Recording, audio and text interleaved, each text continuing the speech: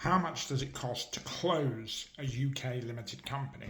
Well, the answer is it depends on what type of closure procedure you're going down, and it depends on what the actual state of the company is.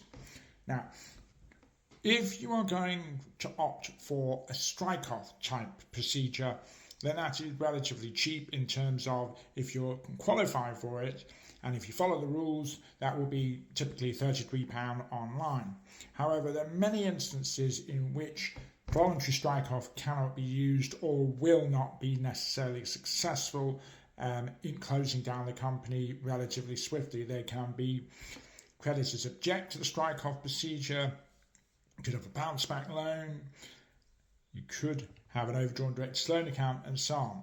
So in the circumstances in which voluntary strike-off is ineffective, then the most effective typical procedure will be, which is really the procedure available, liquidation.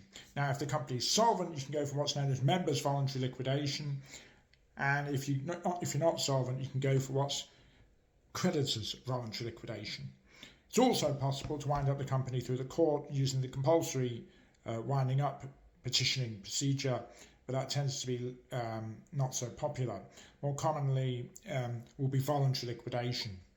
And ultimately, as far as voluntary liquidation is concerned, you would be looking at costs ranging typically from £1,000 to, say, £7,500 for a typically small SME type company. Much more complicated ones can be much more expensive, but I'm talking about fees for placing the company into liquidation, which is what's known as the pre-appointment fee. I'm not actually talking about the post-appointment fee when the liquidator realises the assets and so on.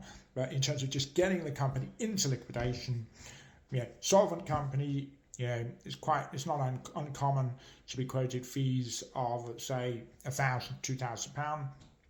For an insolvent liquidation, rock bottom would typically be 2,000 upwards, and £7,500 is quite common these days. Questions, queries, concerns, give us a shout. We know insolvency inside out.